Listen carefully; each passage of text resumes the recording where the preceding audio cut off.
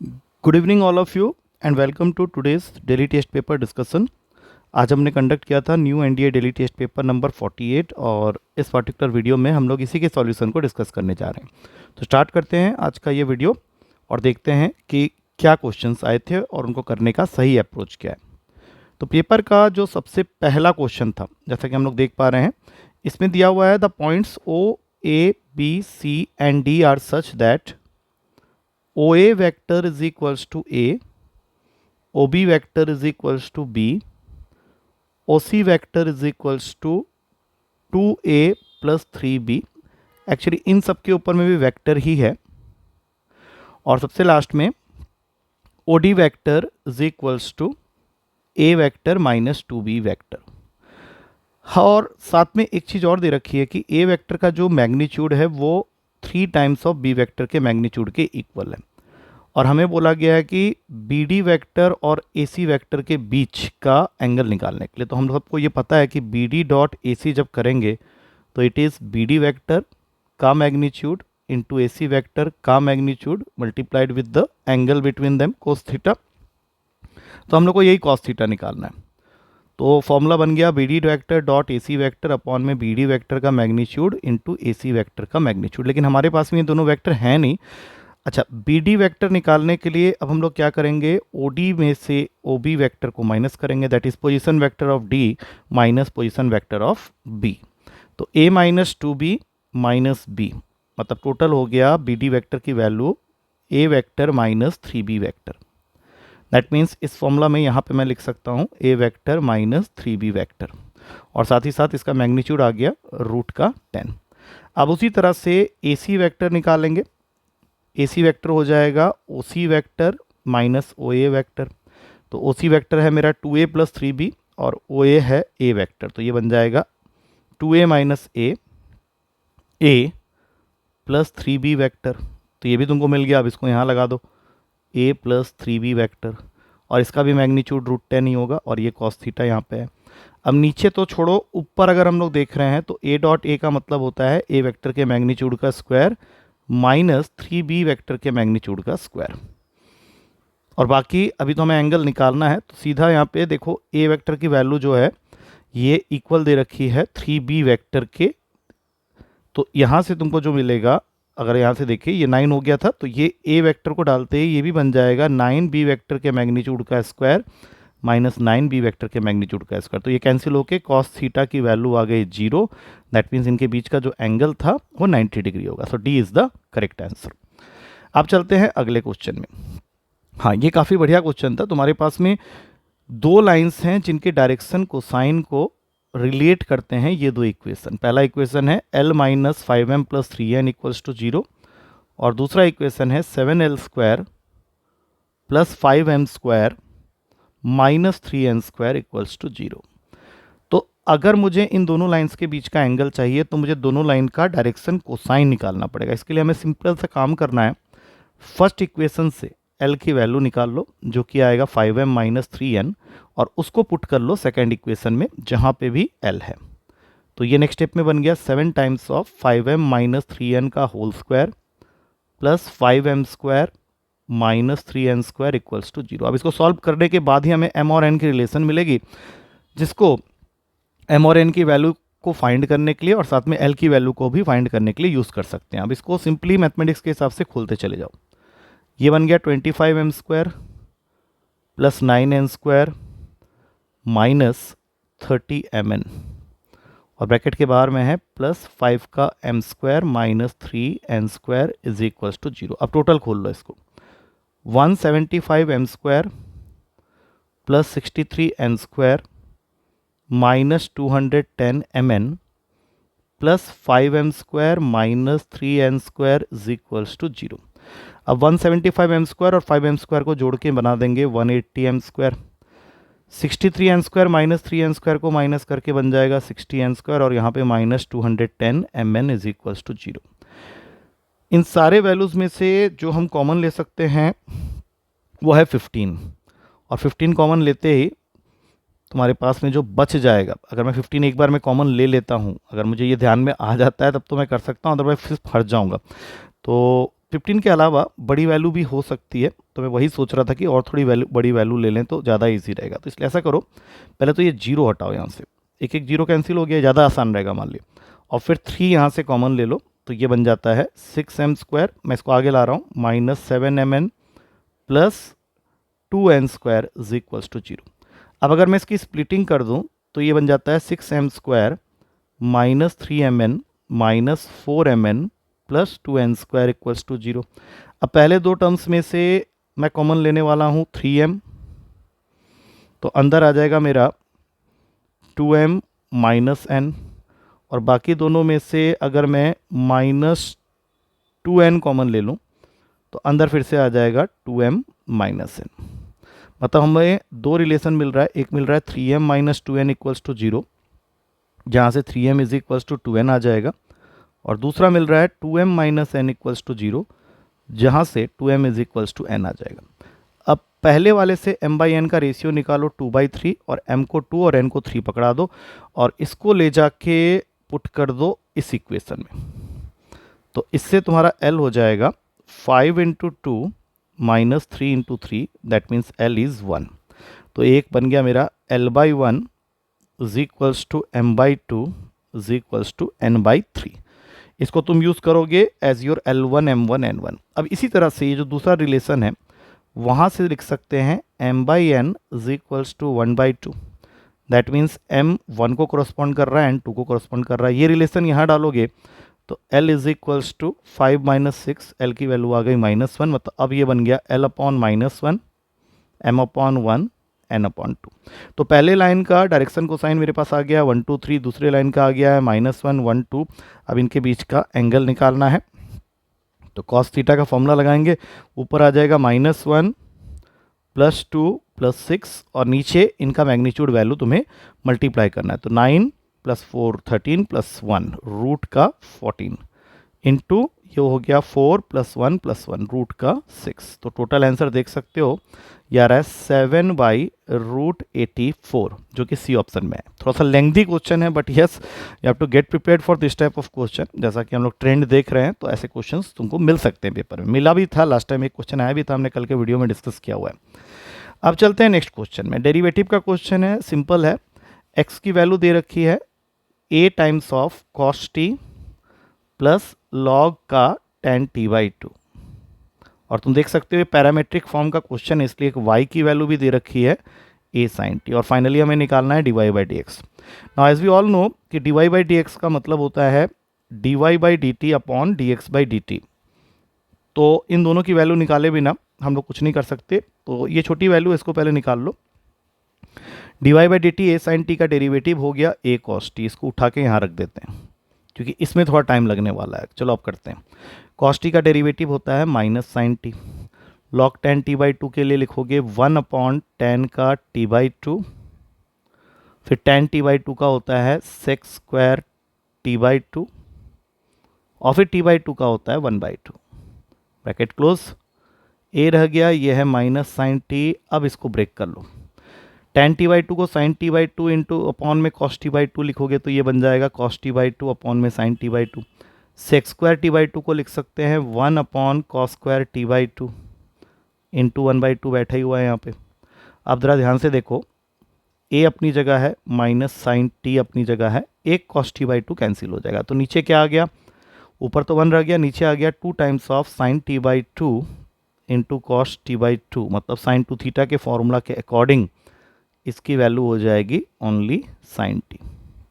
अब एलसीएम ले लो, तो ये बन गया 1 - sin² t upon sin t। तो फाइनली तुम्हारे पास में जो वैल्यू आ रही है वो है 8 cos² t upon sin t। Now this is the value of dx/dt, जिसको अब तुमको यहाँ पुट करना है।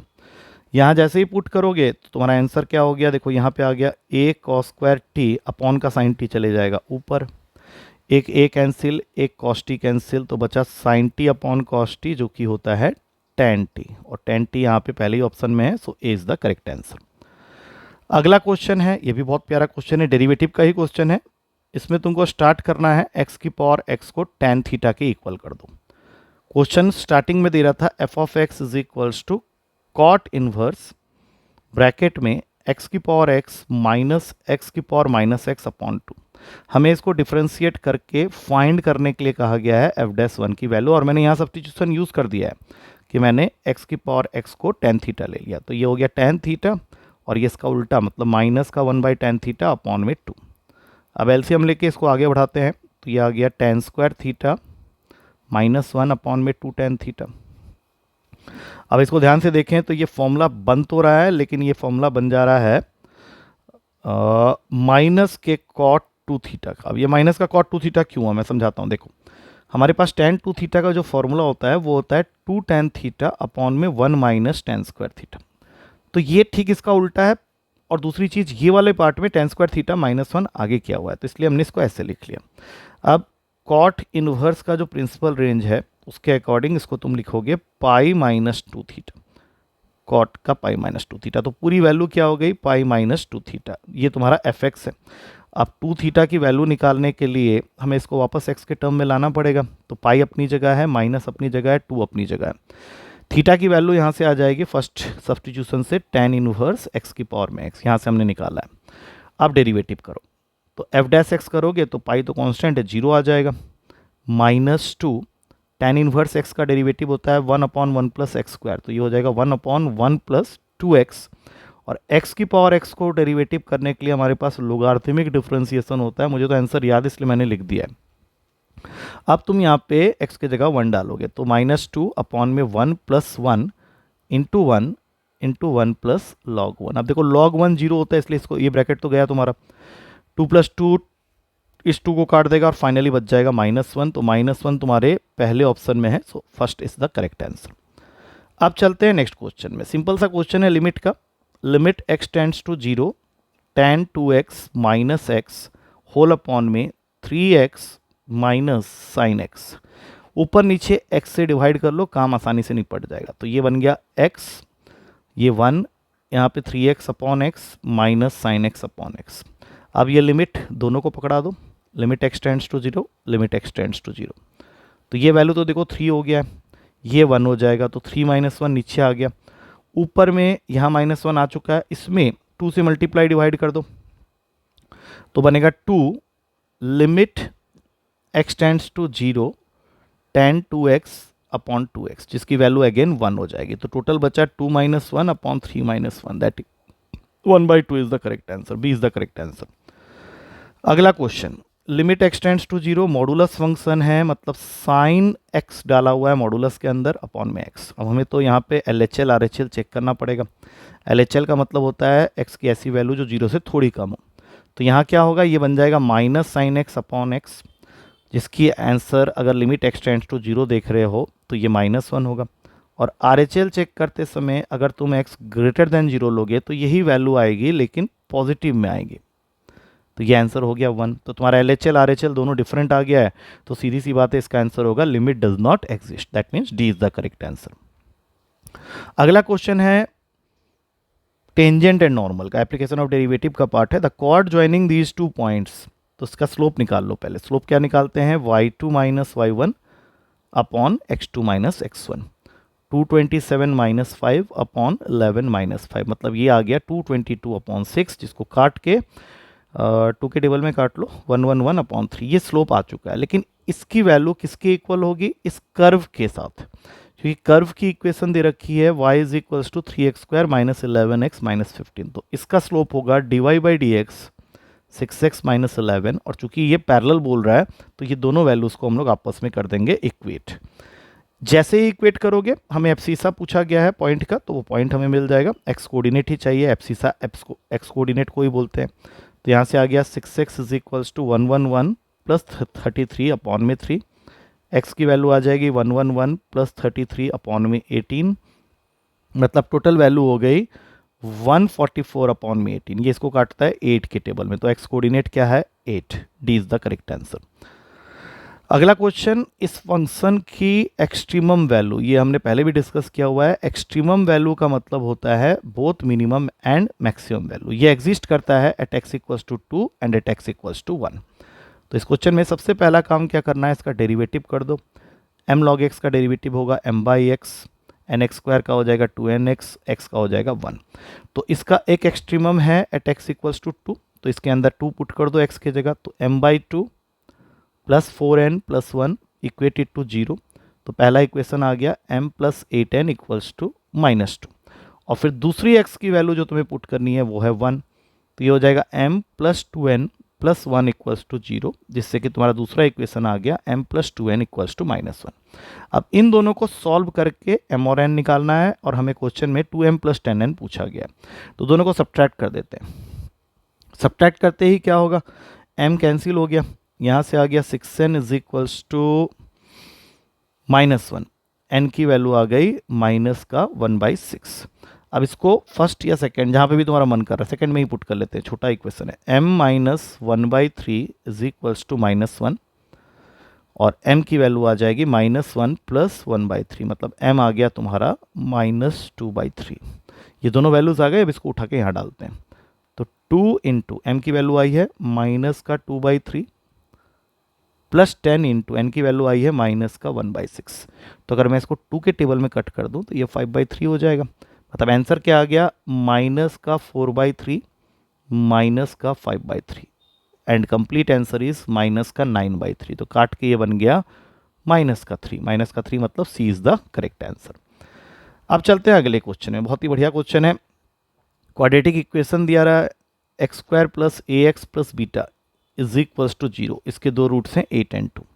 तो इसका मतलब है कि क्वाड्रेटिक इक्वेशन होगा x² minus sum of the roots plus product of the roots equals to 0। तो अगर मैं इसको मेन इक्वेशन से कंपेयर करूं तो मेरा a हो गया -10 एंड बीटा हो गया 16। संभाल के रख लो इसको। अब ऐसा ही एक और इक्वेशन है x² plus alpha x plus b is equals to 0, और इसके दो रूट्स दे रखे हैं हमें 3 and 3। अब इसकी इक्वेशन होगी x² minus sum of the roots that is 6x plus product of the roots that is 9 equals to 0। अब अगर मैं इसको कंपेयर कर रहा हूँ तो मेरा अल्फ़ा हो गया -6 और b हो गया 9। अब इन वैल्यूज़ को ज़रा ध्यान से देखो, क्योंकि हमें जो इक्वेशन बनानी है वो बनानी है x² plus ax plus b equals to 0 की। तो a और b तो तुम्हारे पास है, पुट कर लो यहाँ पे, x² minus 10x plus 9 equals to 0। और अगर मैं इसको सॉल्व करता हूँ मिडिल टर्म स्प्लिटिंग से तो इसके रूट्स हो जाएंगे 9 and 1, that means D is the correct answer.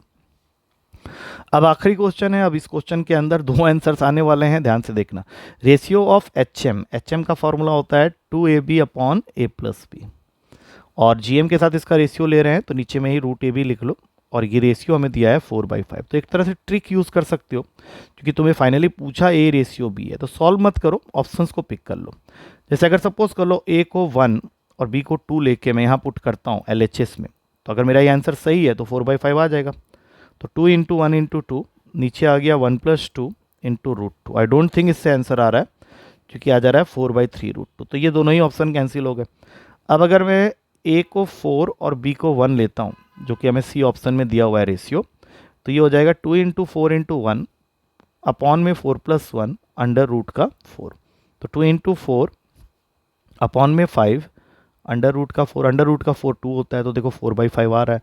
और ये सिर्फ 4:1 यहाँ नहीं है, 1:4 लेके करते तब भी आ जाता। तो ये पहली बार ऐसा हुआ है कि दो ऑप्शन सही आ गए, तो सी और डी तुम्हारे दोनों ही आंसर सही होंगे। तो जिसने भी सी मारा था उसको भी मैंने टिक किया था, जिसने भी डी मारा था उसको भी मैंने टिक किया था। So I hope easy paper था ये। With this we come to the end of the discussion of this paper. Solutions को अच्छी तरह से स्टडी कर लो, and if you still find any difficulty you can ask me in the class.